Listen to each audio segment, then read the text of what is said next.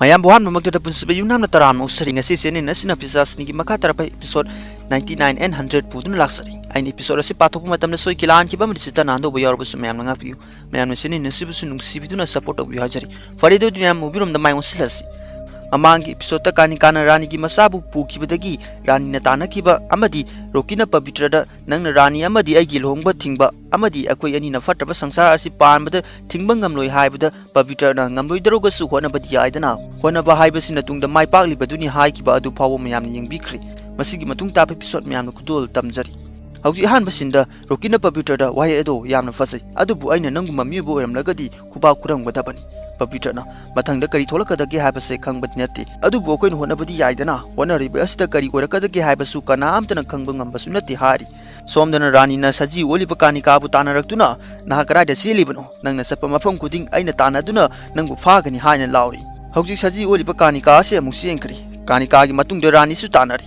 somdana rokina pabitra gi makur asi leithektuna nakoina na haiduna leranu nangna pamliba ado sengna seng adum hayo pabitra na aina tawgadoriba asita mai pakita pasu yai Rokina kari haiba nangdi hana dagi adum mai thi ripaduni aduga nangi masi surani dagi kanbasu ngamlaroi hari somdana mendi asi sudakar roina thabak toriba rum asida lagli aduga hari thabak lepa yaroi minai sing rani akathuna lakani magi masabu puduna aduna karigumba yetpa toroklaba aina koibu lemna tharoi haraga onthorokpada bidyana mendi da thangna thinge tawduna kihali mendi na ayese hangoni khanduna kihangano ayese kanano khangnabra ayese yamna sathi bani kudimak tawbang ngamani haina kina bidya da hari Midiana Mendida nak masdagi amukta kanjaba ngambre yengo haraga gangajana Mendida jaisilami masdagi Mendi su hangoi onthokri aduga sekana glass ki bottle amana Mendi bu fajin duna thamkri asumna Mendi su makoina glass manu ngasida fajin duna thamkri somdana pabitrana rokita ngasi ahi ngasi loikrapati nang amadi ai matai manau haibada oiraroi rokina adubudi masana tabani adubu ngasi ahi ngasi ningsing duna adum lainabagi na karigumba ama tawge khaliba natra Pabitra na kaptuna Roki da konsili adu budi pigida yauri bakut asinadi Roki ki masara tengdi Roki kudasi paige topda Pabitra na kari sukan ganu ai nangona kari susok loi ngasi ki ehi ngasi na nang amadi egi maridi loira bani nangaloi na minakiba kaya haukraba kaya ado ningsing duna punsi ase lelake Roki na kari no tori base nangi emotionally na to ai ku kasiloi na ngauri nang na tori base nang na pamli base kari no hain hangli somdana somnana rokina nga oringeda naksum isai saktuna tumhan kiba adu ningsing lagli aduga somnana haujik adumna tawdaba yararoi rokisu hauju phabo tumlam kiro haina khalaga naksum isai saklagli rokisu isai ase taraduna kainu tori base hangli aduga mahaksu satkri sudakar babu sisu somnagi makha taraduna naksum isai sakli aduga makoisu loina muktokri rokisu makoi gi myada laktuna sakli badu lepo nakoina pamli base karino babuji na akoina pamli base nahak ase akoi gi rokini haiba khangan ba pamli bani nang ase Rajput family gi amata ngairaba ini aduna akoi gi nakda halaklo hari masdagi rokina sauraduna babuji hoide attack tongnaba torokle Pabitra Roki gi mamangna thatuna themli rokina handoklo line sami nupi ngasi di yum sigi mising buloina halagani Pabitra na ai leina nahang adumna tawba haibase oithoktabani aduna khompam adu handoklo makoida soki haina fawba khangano hari sudakana Pabitra matam ase leitre aduna thuna tawrase babuji na Roki bu tumhandaba yadabani adubu mahakaram dongna tumhangani Rokina o nakoina pamli base ai tungki base ore aina tungkhraga nakoi kabadi sana ge hari bara masi sana dringaida nakoi aiga sibagi game amma sana kisi hari bidia mayam de attack tawna ba toramba ado mayam ba gahana nungsinana loina minaki ba kaya adu ningsinglaga paramli ba thang adu thadakri adu gahari kanaguma ma oramlagadi ai asumna tawramloi dabani adu bunangte ai gi yambani ai nongona ku thapangam loi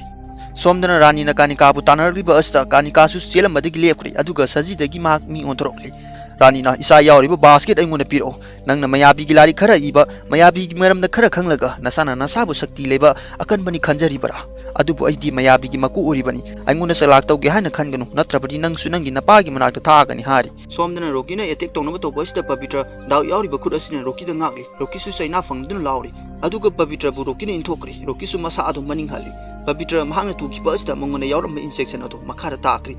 Rokina nakoina tori base yamna heman kre hauching nakoi loina siba tabani hari somdana kanikana rani gi mamangna basket asi thamni rani na hauchti na sana na sabu kanano khangjiraba natra haraga basket asi hangduktuna yenglubada magi masa asi yauramdre mastagi rani na ai gi sado krai de leikrabagi mabu krai de losilibano karigumbai gi sabu awafamna tahanabo honaramlangadi nakoi pumba aina lemna tharoi hari kanikana kari sukhangjedaba angangbu awafamna tahanbagi thabak tawri basidi pisasningna tawbani pikugumba nupidi angangbu awafamna tahanba haibase oithoktabani haraga flashback to ulakli Rani na Kanika butana kibaga Pavitra asing bangang yauriba basket asi pairaga yungi fairi na sali adu burani na kangautri Pavitra na angang siru mamada puraktuna hari aisu khangi nahak nangi imada gi lamna hale haba adu butaudaba yadaba gi tawri bari maramdi nangi babagi family bu kanaba gini maramdi makoi asi yamna fai hairaga angang asi fi na kupsinduna thamkirame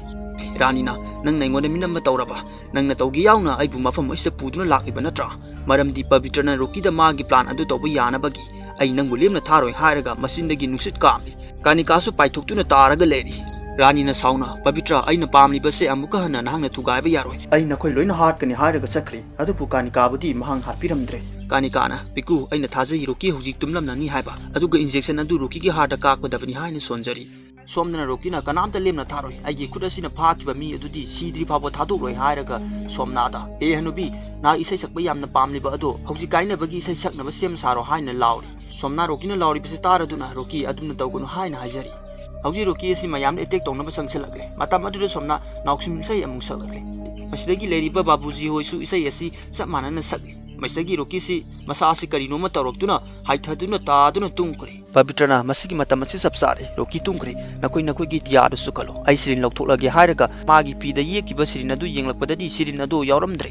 masidagi Pavitra na Rocky na mabu inthorkiba adu ningsingladuna sirin adu mafam adu aida thiba horakli Hauzik bidia hausu dia asi puraktuna sukhatnaba tawri Sudhakarna somnagi dia di kamaina toba masu dia sukhataba yadabani aduna dia adu kamdongnu sukhatkani Sekhana mapada dia ama thiruki gi hairaga sakri adubu ikuikuidana mahak amuk lakle bablina dia phangnabra hangli Sekhana dia adu phangdre iman haibada maket oina por o hairaga maket ama pairaga Sudhakar asi chatkri Pavitra sirin adu taduna leibasi thengari Sudhakarna somnada maketi purakle adubu dia diaude kamdongnu dia sukhakani Somnana aduki kari sukhandunu maket adu piraklo ai dia sukhlaklage hari mastagi Sudhakarna maket adu piramni Somnana mama amana masapu kannabu honabada uroidaba kayapu oithuhan ngami hairaga pi masera maselaga mai sukhatnabagi tawri hauji mayam asi dia asi loina sukhatle somnadi pi masera asina dia saduna mai sahali matam adu Rani su yungi get lomda sanglakle hauji dia sukhaliba asdagi mai amama mayamdagi pairaktuna sirin asda sangkri